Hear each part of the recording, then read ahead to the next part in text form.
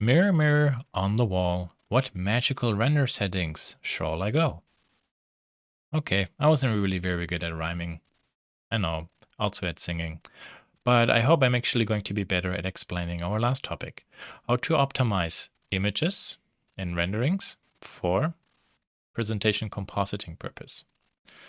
And this sometimes might sound mystical or confusing at the beginning, but it is very logical if you know what to look out for. Okay, so we will actually start first at our end result. This is an 8.5 by 11 page. And on here, I would like to add maybe an image that is 6 by 6 inches. Very good. Okay. Now this image, when I render this out and put it into a presentation, I want to look sharp, not blurry. And we also want to render, obviously, the shortest amount of time and get the job done with the highest amount of, or the needed quality. So what we are going to look into is when I want to render an image that is 6 inches by 6 inches, and we will use 150 dpi. That means dots per inch. So how many dots or pixels do I need along X and Y to create a representation of the image that is nice and high res? Okay, so 150 dpi also means this is a 1:1 presentation. When I start zooming in already, it will get a little bit blurry, but when I print on paper, this will be fine. Okay, so how do I figure out into a 6 by 6 image, how many pixels can I force into there? And that is something we can do inside Photoshop or any image editor. That's pretty easy. So we make a new document, 6 inch by 6 inch, 150 dpi. Click create. And then we can go to image and image size, 6 inches, 6 inches, and then switch the display simply to pixels. Look at that. So I need an image that is 900 by 900. When I know, let's say this is actually a PDF, and I might want to allow the person to zoom in. So I double now the resolution, meaning they can zoom in twice. Create, very good. So this is still 6 inches by 6 inches. And let's take a look at the image size. There you see, this is now 1800 by 1800. So you see how the amount of pixels actually changed. Okay, so this is very, very important because the amount of pixels we need, that is what we want to set up inside Blender. So when we go to Blender or any render program, this is totally universal. So here, 1000 by 800. So if I want to make my 6 inch by 6 inch image, there it is. If I now want to increase this to double, I can type in basically 1800. Or since I switched from 150 dpi to 300, I can also simply say here 200%, because then this doubles this. Okay, which way you use it is really up to you. Nice. Okay, so this is actually now the amount of pixels we need. But what about the quality? So for the quality, when we go here to the render part, we go to sampling and render. Here, the viewport is just this part.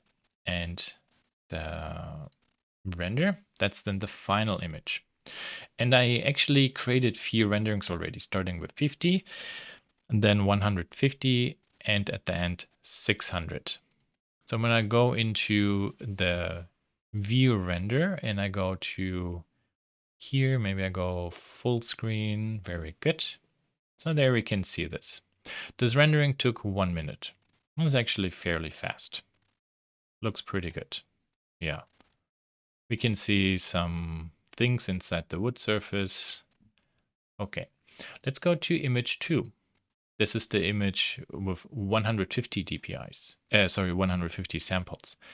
You see already 3 minutes. So it went from kind of 1 to 3.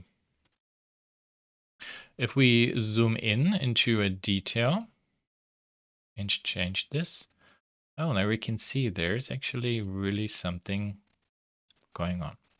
Let's go to image 3. This is where I use 600 samples.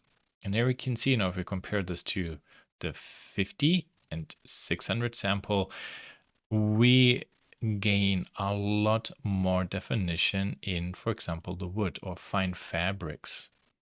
But we also see this is now 13 minutes, so much longer. It's basically from 1 minute to 13. No? Okay, so you can see how quickly the render time increases. Now, this is also the reason why it's very important and useful if you want to do a rendering, really set actually the values correctly so you don't make an image that is too big, aka you're wasting time. Render it directly to the size you need. And if at one point you might need to do it bigger, you could just re-render. If you have a presentation and you need to render 10 images and each image takes 2 minutes, now you're already looking at 20 images, just pure render time. So this can very quickly really accumulate into a lot of time being used. Okay, good. So what's also really important is maybe to take a look at these images from a one-to-one perspective. So here they are. This is actually now the image one-to-one. I zoomed into this image in to show what's happening on the ground. So it was very easy to point this out. Now this is 50, 150, and 600 samples. And honestly, besides maybe down here and here, there isn't really much difference. The fabric looks pretty good. Because we're so far away, fine details on this leather are not really noticeable anyway. So to be quite honest, practical reality, the 150 samples rendering is fine. The 50 is a tick too blurry, and the 600, yeah, it takes so much longer. If I have to make 6 of these renderings, I'm spending an hour. With 3 renderings and 10, it's just 30 minutes, so half the time. Also, you might see the details. Will the client really see the details? That's another thing really to be very mindful about. Okay, very good. So I think this basically gives you a good guide about when it comes to rendering, you really want to show for the fastest way to get your story across. Because rendering is a time-consuming method, period. Okay, so let's go to the last part. So here I will go back and set my value now to 50 for rendering because we figured out, well, this is actually pretty fast. This is good. We can use this. 150 is what I would use, but to make the rendering and the lecture quicker, I set this to 50. And when I go to here, also we have this background. Maybe I do not want to see this. Let's say for presentation purpose, that should be nice and white. Or I want to put another image in Photoshop in the background. We can't right now. This is just rendered. So that is why when you actually get ready for compositing, putting your rendering on a white page or maybe a colored page, we want to turn transparency on. Then you see here, this is truly empty. And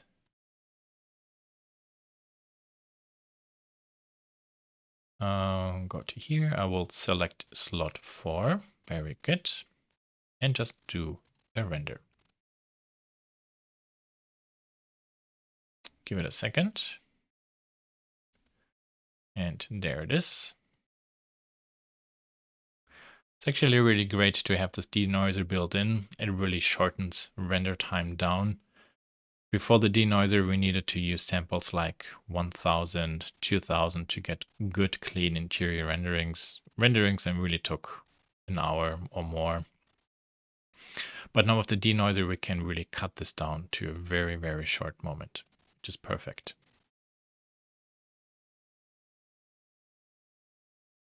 And it's nearly done. Okay, one moment. And the denoiser kicked in. Beautiful. So now we say, maybe this is a little bit too dark. Shoot, now I rendered it. No problem. We can actually go to the color management. And here I moved this over so you see how this affects both the viewport and the final rendering. We can go to color management. We worked with this, but we didn't really look much into exposure and gamma. Think about this as brightness and contrast. We can still fine tune this a little bit. We can also go to the opposite. And if we want to do a really dark rendering and maybe have the light colors really pop out. You see how I'm making this brighter, but the darks I make really darker. That looks really super dramatic. So you see actually I adjusted the way how these images look via the slider. And now I simply save this. And the format I save, that is really important. PNG and RGB A for alpha or transparency. And I just call this final. Very good. And maybe I reset this in there. Maybe a 2. Okay. Save as final 2. Beautiful. Okay. There they are. You see? Color adjusted them very quickly. And now we can bring this into Illustrator.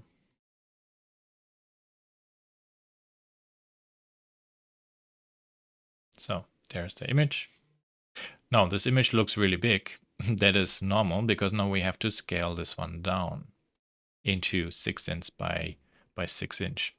No? Because otherwise, what you see right now is 100 is the amount of pixels to 72 dpi. 72 dpi is the resolution of our screen. But we want to set this up so when it renders, it's actually, when it prints, it is actually sharp. So we have to force this down into the 6 inch by 6 inch format because that is what we had decided. And there you see actually, yeah, the windows are empty. It's actually okay. It might not really be a big problem. We could go, say, landscape, find an image. And that's also why you might not really see this being done a lot because it's very difficult to find an image that actually matches really what we would see through the window inside our rendering, because it's the light, the color, the season, everything needs to perfectly match, which is why we honestly just don't do this. Or we blur it actually. Did I bring over this image? There it is. Oh, yeah, there it is. Okay, very good. 2 times. And just to show you, when I scale this one down, there, here's the layer. Now I drag this one down so it is behind. Maybe this is too dark.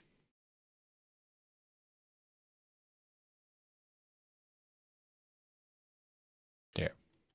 Oh, actually, no, that doesn't look too bad. That actually worked out pretty good. Okay. Yeah. And because we rendered this image as fill, now I am free to put whatever I want into the background.